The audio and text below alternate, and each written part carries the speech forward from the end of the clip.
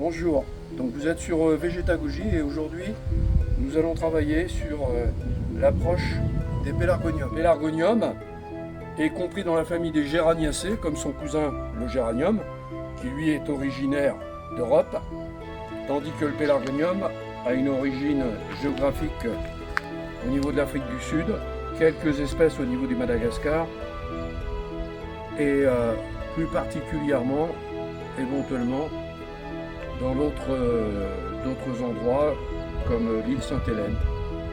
Voilà, donc là, on va regarder, on va apprendre à identifier et différencier le genre géranium du genre pélargonium très facilement. Ça se fait au niveau de l'inflorescence.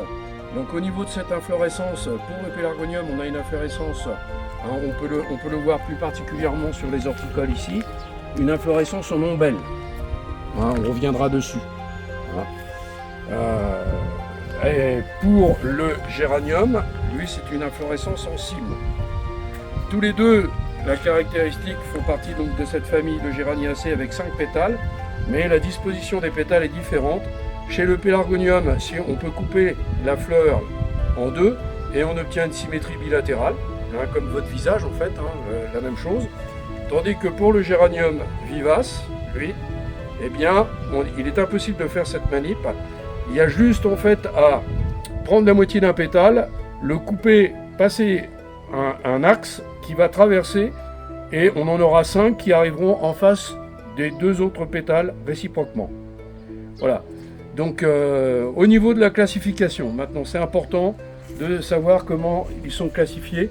Donc on va prendre une petite classification simple hein, que j'ai réalisée, que j'ai mis à disposition. Hein. On va considérer que suivant l'origine du végétal, hein, nous avons donc des pélargoniums qui sont soit botaniques, donc que l'on va trouver dans leur pays in situ respectif, hein, en Afrique du Sud, hein, comme je l'ai dit tout à l'heure. Et à partir de ces pélargoniums botaniques, nous avons réalisé en fait des hybridations et ce qui a déterminé une classification horticole qui est dessous. Là vous avez tout ce qui est vert qui est la classification botanique et bleu une classification horticole qui se fait plutôt par groupe. Au niveau de la classification botanique, on va les revoir, hein, mais ils sont donc subdivisés en ce qu'on appelle des sections par rapport à en fait, leur origine géographique plus précisément. Et donc là, je vais vous faire voir, vous avez donc différents pélargoniums botaniques qui se trouvent juste devant vous, où on peut différencier en fait.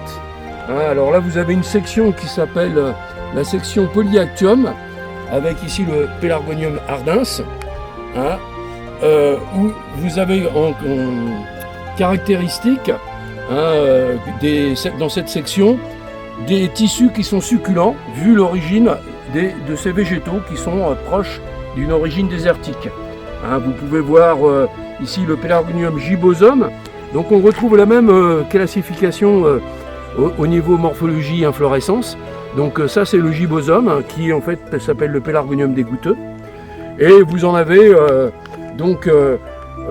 diverses, hein, mais qui présentent toujours la même chose. Ça c'est une section Polyactium, mais vous avez également une section qui est caractéristique et intéressante, c'est la section Syconium, qui en fait est à la base justement avec ces croisements d'une classification horticole. Je vous présente là ici le pélargonium inquinans et là le pélargonium zonale, le vrai. Donc à partir de ces 2 exemplaires, eh bien, nous avons réussi à faire ce que l'on appelle le groupe des hybrides hortorum, qu'on appelle vulgairement en vente, en commercialisation, les géraniums zonales. Donc vous pouvez le retrouver sur mon petit tableau, hein, à partir d'ici, le groupe des hybrides hortorum. On peut y adjoindre un groupe qui s'appelle le groupe des stellars, qui veut dire étoile.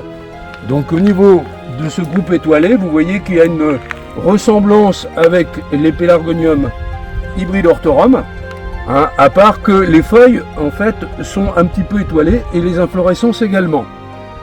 La majorité de ces pélargoniums hybrides hortorum que vous avez là hein, sont commercialisés par des grands groupes. Hein, et on n'arrête pas d'hybrider. Et donc ce qui vous donne en fait des différences au niveau, vous en avez certains qui ont des feuillages décoratifs, hein, que ça soit doré, hein, qu'il soit chocolat, mais vous avez aussi des anciennes valeurs comme celle-ci, hein, qui est en fait hein, le pélargonium Madame Salron, qui a une particularité, lui, il ne fleurit pas, contrairement à ce que l'on peut trouver des fois sur internet avec des fleurs. Celui-ci, à ma connaissance, ne fleurit pas. Deuxième groupe, donc à partir des pélargoniums botaniques, c'est au niveau des horticoles, ce groupe ici qui est le groupe des lierres, hein, ce qu'on appelle les hybrides Hilariifolium, avec un des géniteurs ici qui est le Pélargonium peltatum. Hein, il peut être plus ou moins blanchâtre, plus ou moins rosé, avec l'insertion qui est intéressante au niveau du feuillage et cette petite tache zonée. Eux, donc, eh bien, sont sous-classés par rapport à l'inflorescence. Là, vous avez des fleurs qui sont dites, hein, ouais, voilà, ici, fleurs simples, hein, ici. Hein, donc, les fleurs simples ont une rangée, en fait, de pétales. Hein, si vous le voyez bien, là, c'est un pélargot classique, hein, lierre. Et feuilles simples avec, hein, lorsqu'on l'on touche, très peu d'épaisseur au niveau du feuillage. Sur la deuxième sous-classification, nous avons des inflorescences à fleurs doubles et avec une feuille en bouclier beaucoup plus épaisse. Hein, et vous avez diverses couleurs, hein, vous pouvez avoir également du panachage, hein, on en verra tout à l'heure dans les serres en passant de multiples. Hein, donc au niveau des groupes, il va nous rester à voir les trois groupes qui sont ici, hybrides domesticum, les hybrides uniques, et enfin un groupe que l'on peut classer hybride odorant, mais le terme odorant est en fait assimilable aussi bien aux botaniques qu'aux hybrides horticoles. Donc dans ce groupe-là, on peut classer odorant ici et hybride odorant.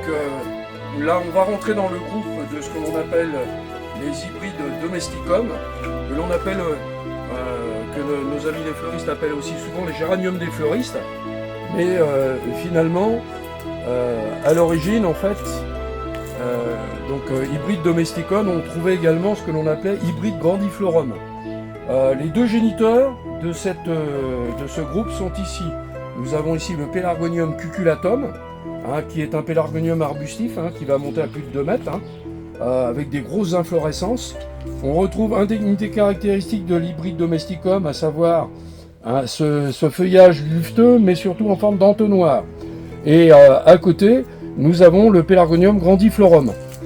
Donc c'est à partir de ces croisements primitifs que l'on a obtenu donc, ce grand groupe d'hybrides domesticum, où la caractéristique est le feuillage, comme vous pouvez le constater, hein, qui est un feuillage un petit peu en éventail, hein, qu'on retrouve hein, sur le cuculatum. Et on va retrouver on va séparer ce groupe en deux demi-groupes. Un où vous allez pouvoir trouver des grosses inflorescences, hein, comme dans la caractéristique de celui-là, hein, qui est le cultivar bignou, hein, et un qui est à côté, qui lui a des petites inflorescences. Donc on va dire qu'il y a un groupe pratiquement nain également, hein, et ici il s'agit de New Gypsy. Donc vous pouvez voir, on retrouve un petit peu toutes les couleurs, hein, ce sont des pélargoniums magnifiques, hein, nous voyons par exemple celui-ci Manx Maid, hein, qui est quelque chose de très joli. Hein. À partir de là, toutes les caractéristiques, alors ils peuvent être aussi à fleurs simples, à fleurs doubles, hein, et donc leur utilisation peut être très facile au niveau des jardinières et également massif. Voilà, donc nous passerons, il y a encore le groupe des hybrides uniques et des hybrides odorants et des odorants, mais cela nous permettra de nous retrouver parce qu'il y a encore beaucoup à dire. À bientôt.